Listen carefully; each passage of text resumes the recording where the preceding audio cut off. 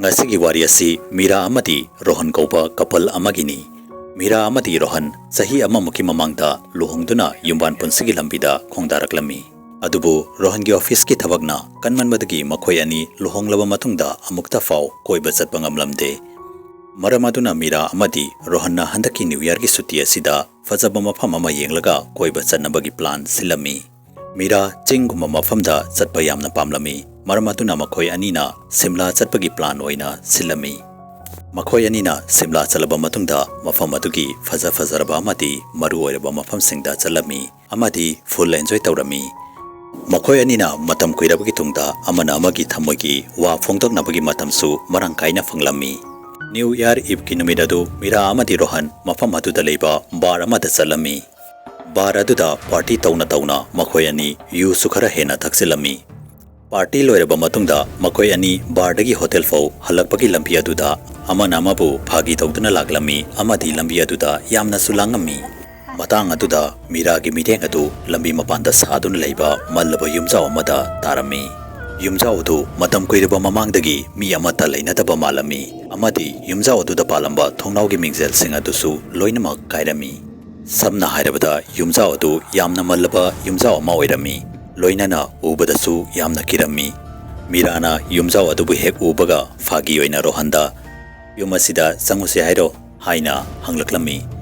Rohansu hoine sanguse hairo haiduna hairaklami.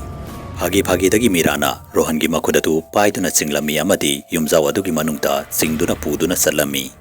Makhoina yumjao adugi manak yauraba matungda yumjao adugi mathakta karigumba ama iduna leiba urami. Iduna leiramliba mayakadu yumjao adugi maming oirami. Yumjao adugi mamingdi Charleville Mansion kaurami. Yumjao adugi maramda makhoi anina mamangdasu akiba wari kaya ama tarami. Adubu wari sing adubu thausadana yumjao adugi manungda sanglami. Yumjao adugi manungda sangbagi decision adu makhoi ki mapunsigi khwaidagi asoiba decision haibadu oirami. Yumjao adugi mamang thong adu so londuna leirambadagi makhoi ani maninglomdagi yumjao adugi manungda sanglami. Makhoi ani hojik fau yu ngaubadagi fajana lepa fau ngamlamde amadi yumjao adugi manungda yamna kanna laurami. Mirana yumjao adugi faglangda thelamba photo sing adu yenglaga karem kathaina duna noklami. Namo photo asida yauriba misingsi kari mali. Faglang aduda theliba photo sing adugi marakta British family amagi photo amasu yaurami. Photo aduda yauriba mi sing adu ahingba mi ngakta malami amadi khudakta photo adudagi chongtharuktuna makhoigi mamangda lepakadaba malami. Rohanna photo adugi makhada yengtharubada hall adugi manungda thaduna leiriba sofa adugi mathakta ingakta taiduna leiba urami.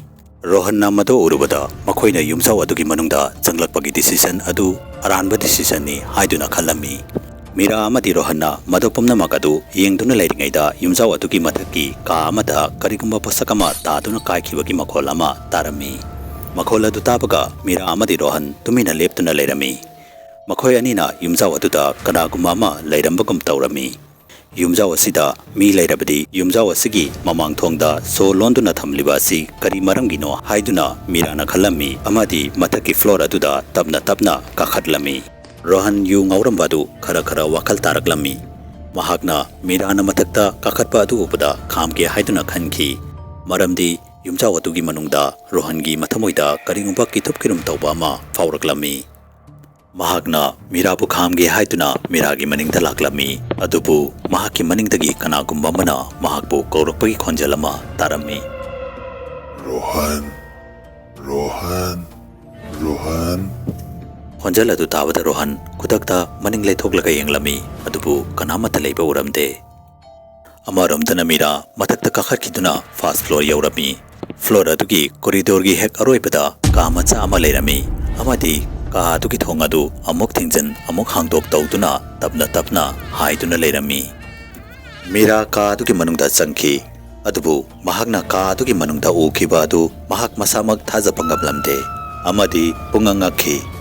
Ka adugi manungda leiriba pot punamak yamna malami amadi ka adugi kachin marimakta Rohan leptuna leiramba ukhi. Adubu Rohan gi maithong adu mawong ama tawrami. Mahaki mamitki people adu yamna piklami amadi mahakna Mirada yamna munna yengduna leirami. Rohan gi maithong aduda expression su amata yauramde mahak laitabi amagum Miratabu yengduna lerami. Madobada Mirana Rohanbu kaurami. Rohan, Rohan. Adubu ikhang khangautana kachinda leptuna leramba Rohan Miragi manakta changsilaki. Mirana Rohanbu ubada yamna kirami amadi kanna lauraduna ka aduki manungdagi chenthoraki. Adubu mahakna ka aduki mapanda leramliba phibam adu urubada chap lepki amadi tumina yengduna lerami. Mirana mamangda photo sing adubu yengduna karem kathaina kiba photo aduda yawba mi khudingmak Miragi mamangda ahingba mi amagum leptuna lerami. Mi sing adu photo aduda yawriba mi sing adugi thawa yawdraba hakchang amagum leptuna Mirabu yamna munna yengduna lerami. Makhoi ahum adugi maraktagi angang macha adu Miragi manakta changlakhi amadi Miragi makhuri adu paituna kanna melami. Yengna angang macha adu malangda paikhalami. Angang adu mahaki igumna nganglaba mamit aduna Miragi mamita munna yenglaklami.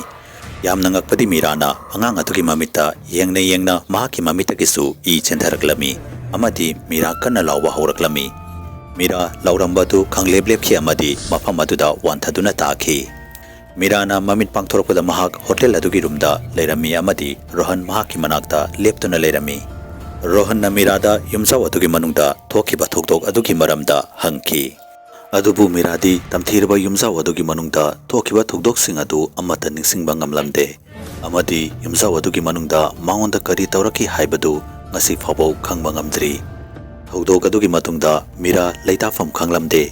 Marakta Mirana mahaki makhori adu kanagumba mana kanna melakpagum tawrami.